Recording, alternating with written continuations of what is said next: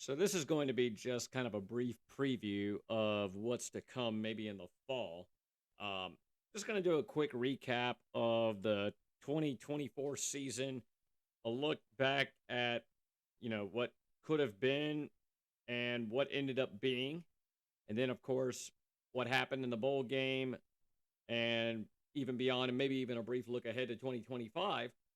So, 2023 closed out about as poorly as you can imagine. Carolina ended up losing by 9 to the upstate school in a very hard fought defensive game that saw the careers of Spencer Rattler and Xavier Leggett come to an end, very disappointingly, although they had brilliant careers.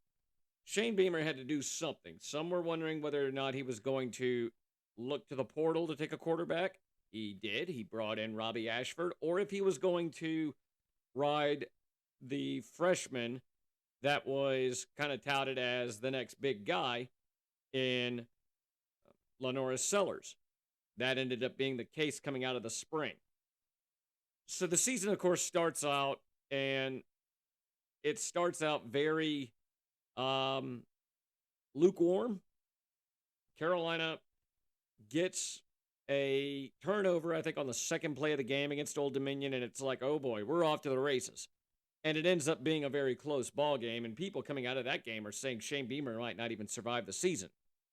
Then we go to Kentucky, and people are just saying, I hope we don't get blown out. Well, not only did Carolina not get blown out, Carolina actually ended up laying Kentucky out in a very lopsided win, which takes us to week 3. Game day came.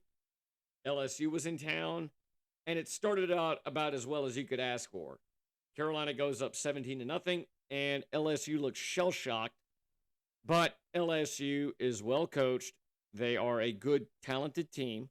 Not that Carolina isn't, but that's what good teams like that do. They fight back, and Lenoris, of course, goes down late in the second quarter and just cannot come back. And at that point, the complexion of the game shifted. Carolina's offensive approach shifted, and it went from we're going to put our foot on your throat to we're just trying to hang on for dear life. And it just ended with a terrible call that people are going to look back on and say, if that call does not happen, or if Lenoris doesn't get hurt, or if Carolina doesn't turn the ball over as many times as we did, if Kyle Kennard doesn't jump offside on a fourth down play that ended up being caught out of bounds, Carolina probably wins that game, is what it is. And we move on now to Akron. Carolina does what it needs to do, goes out. We get a pretty convincing win, lay 50 on them, which a lot of people are very pleased with.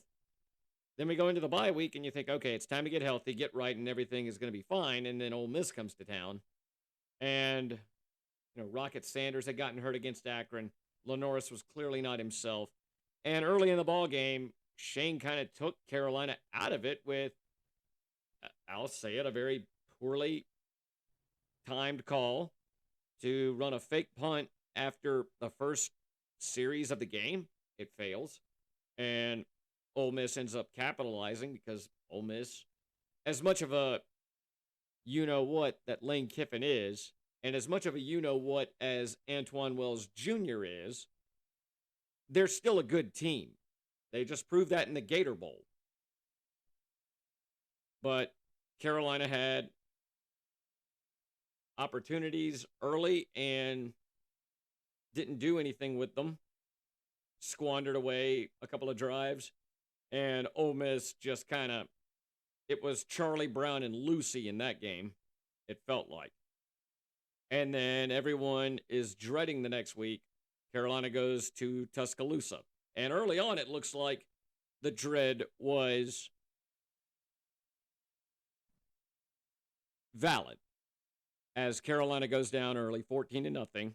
And then all of a sudden, Lenoris Sellers hits Mazio Bennett on a fourth down, and I believe it was fourth and either 10 or fourth and 15. It was not close. but he hits him perfectly on a dime in the end zone, and Mazio was wide open. Carolina gets it going.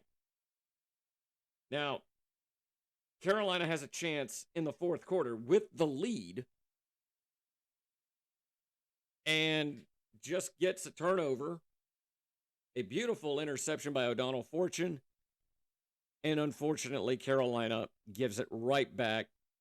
Read option that went poorly, and Lenoris ends up fumbling.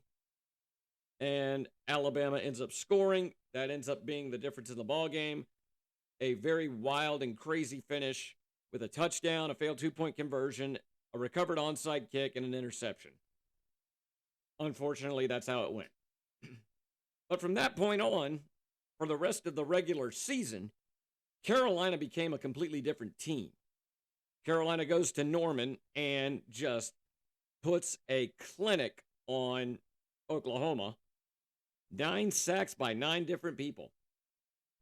That is not normal for anybody. For 9 different players to get a sack in Norman, of all places. And then you're thinking to yourself, well, are we that good, or is Oklahoma just that bad? Carolina then comes home to face a then top 10 opponent in Texas A&M. And Carolina gets out to a, like the LSU game, I believe Carolina got out to a 14-0 lead. And then A&M fights back. Actually, I think it was 17-0 at one point. I may be wrong. But then A&M fights back because they're still a good team. And they eventually take the lead. But Carolina ties it right at the end of the first half. And in the second half, Carolina again puts on a clinic. Rocket Sanders starts looking like what Rocket Sanders is supposed to look like. Lenoris Sellers starts looking like Superman all of a sudden. Of course, everyone from that game is going to remember the play where he just absolutely trucks over the A&M defender. And Joshua Simon begins showing that he is a number one guy, even though he's only a tight end. He is the most dependable guy that Lenoris Sellers can throw to. So from there, Carolina gets a huge win, 44-20, a game where everyone storms the field. And Carolina has to go on the road to face a very pesky Vanderbilt team who had just beaten Alabama. And Diego Pavia, who is a nightmare to go up against. And early on, it looked like it was going to be a rock fight, and it was. But Carolina eventually just wore them down and really, in the end, were flexed, especially Rocket Sanders. That was the game where Rocket really came into his own, and he just went all out. It was also one of the few times where Lenoris made one of those incredible plays, one of the few times in this game where he had to make one of those incredible plays. But I think that's when people began to realize, hey, this kid is special as a quarterback. But you really hadn't seen Lenoris and the wide receivers get on the same page yet. That would change the next week when Carolina would face Missouri. Carolina gets up 21-6 at halftime. Missouri fights back like they always do, and with a minute left, they take the lead. So Carolina, in most situations, you would think that's it. Not this team, not this quarterback. And he just starts finding guys left and right.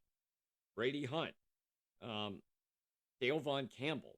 That was the game where Dale Von Campbell really came into his own. He had 2 big catches, 2 catches for 86 yards. The biggest crime this year is that Dale Von Campbell did not get a touchdown. But I think he is going to get signed on somewhere in the NFL as a free agent. And if he gets in the right system, he is going to be a steal. But then at the end of that game, with, I believe, 21 seconds to go, shuffle pass to Rocket Sanders, and the earth shakes as he just steamrolls his way into the end zone, and Carolina will not be denied. That's when you begin to say, this team is good. And this team is good enough to contend for a playoff spot. So then the next week, Carolina faces, and that was uh, Carolina's final SEC game, as Wofford would come to town, and it was a kind of a sluggish start, but Carolina ends up putting up over 50. No one gets hurt, and the Gamecocks roll in what has become everybody's favorite uniform combination, the 1980 throwbacks, which hopefully Under Armour will do the right thing and will uh, put Carolina in those uniforms permanently next season. Then Carolina travels to the upstate. No matter how good Carolina is, and in the years that Carolina is good, this game is competitive. But no matter how good Carolina is, this game is going to be fierce. It's going to be a rock fight. It is going to be a slugfest, and that's exactly what it was. Klubnik and Sellers. You might as well have just had everybody else kind of as just as a backup character, if you will, or a side character. And that's what it ended up being. 4 touchdowns accounted for by all quarterbacks. Something I've never seen before.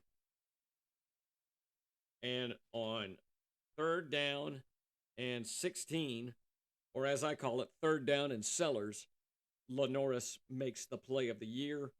He just makes everybody come out of their socks. One guy even went down trying to pursue him, and he gets in the end zone for the most incredible play I think a lot of Carolina fans have ever seen. And Carolina hangs in, bends but doesn't break. And Demetrius Knight, who has become one of my favorite players, makes the play of the game on defense with the interception of Klubnik to seal it. Carolina finishes the season 9-3, and in a lot of people's minds gets snubbed from the playoff. But in 2024, 3 losses without a conference championship is just too much to overcome. And the committee, with all their data points, decides that the losses to Ole Miss and Alabama are too much. Carolina cannot get in. Carolina goes to the Citrus Bowl. And it's a game where, you lose Dowell Loggins as your play caller. And Lenoris comes out and just doesn't look quite as sharp as he did earlier in the season. One thing Illinois did well was they took away Lenoris' running ability, and they were able to get after him, especially on the last play Carolina ran on offense on 4th down and goal, I believe, from the 6. Lenoris had Joshua Simon wide open and just threw it too low. Unfortunately, it happens. It looked to me from where I was sitting that the pass rush got to him just maybe a step too quickly. Had he had one more second in the pocket, that's a wide open touchdown, and who knows, maybe Carolina holds on, maybe not. Illinois ran right all over Carolina. But of course, this game gets marred by 2 things that happen. Number 1, Nick Emanwari. He and a lot of people, of course, saw just, I believe, 72 hours earlier, Cam Ward of Miami in that stadium take himself out at halftime. It was planned from the get-go that Cam Ward was going to sit out after the first half. Emanwari decides he's going to do the same thing. Based on what we've seen, Emanwari decided that at the 11th hour, maybe even during the game. And that is going to be a very bad look for him. I think Carolina fans will eventually get over that. I think Beamer will eventually get over that. But it's a very bad look for him, which is understandable considering It's a close game. It's a high intensity game. And a lot of people know it's your last game. And you're a safety. You're not a quarterback. Why are you taking yourself out? Just a very bad look for everybody involved. Shane Beamer does the right thing and tells Eamon Warry, get in the locker room. You're not going to be here for us. You're not going to be here with us. Get in the locker room, which was the right call. One day, Eamon Warry will probably be welcomed back warmly at Williams-Brice, but this is going to be a dark cloud that hangs over him for a long time. I think he will have a very successful NFL career. I hope he does, but this is just going to be something that I think a lot of people are going to have a problem with for a long time. Eventually, they'll get over it, but it's going to take a while. And of course, the one other thing that will mar this game is the altercation, or I guess the incident, if you will, between Brett Bielema and Shane Beamer. Bielema came over to check on an injured player, if he was injured or not, and took issue with a trick play that Carolina ran earlier where Juju McDowell holds his arms out, kind of in a cross position, which is to signal to the return team that it's going to be a touchback. It's a T for touchback. Well, McDowell ended up catching the ball and started walking up very slowly toward the field and then threw back to Nick Harbor. And it actually went out to the 25, so if Carolina had just let it be a touchback, a few more seconds could have been saved. But right after Lenore Sellers hits Dale Von Campbell for a 60-yard gain, Bielema walks over and does the cross pose at the Carolina players. Beamer takes offense to it, and he has to be restrained. A lot of people are saying it's a bad look for Beamer. Beamer had to react. Whether that was, and I believe it was fully sincere, he had to react. You cannot let a coach taunt you like that and not let it go unnoticed. A lot of people have said it's a bad look. It would have been an even worse look if he doesn't do anything. Take that for however you want to. I don't have that big of an issue with it. I think people are going to get over it. And I think people just need to move on from it. That's just my take. Maybe I'm just being biased because I am a Carolina fan. But that's just my take right now. So anyway, Eamon Warry, after the game, puts out a tweet where he says it was a miscommunication and that he didn't quit. You took yourself out halfway through the game. You quit. If you want to opt out and you don't want to play the full game, don't play the game at all. Take out an insurance policy. But don't quit halfway. Especially if you're a safety. What are you thinking? Like I said, people are going to get over it eventually. I haven't gotten over it. I don't think it was a miscommunication. It was a no communication, as my friend Jay Phillips had pointed out earlier. And it's, again, just simply a bad look. But less than 48 hours after the 21-17 loss to Illinois, Carolina gets extremely good news. I believe the fourth receiver in this recruiting class, Donovan Mack, has committed to Carolina. Carolina has done a very good job in the portal this year. Carolina has also done a very good job in high school recruiting this year. Will it pay off? We shall see. Doesn't hurt to have highly rated players if they're the right ones. Beamer is a very good evaluator of recruiting prospects. We'll see if it will pay dividends in 2025. Again, it's a tough schedule. Carolina starts out on Sunday night of Labor Day weekend with Virginia Tech and Atlanta. You know, a lot of Carolina fans are going to travel for it. We'll see how it goes. And Hopefully, it will be a good 2025 campaign. Maybe Carolina can get over the hump and get into the playoff. We'll see. Time will tell. But until then, we shall just have to wait and see.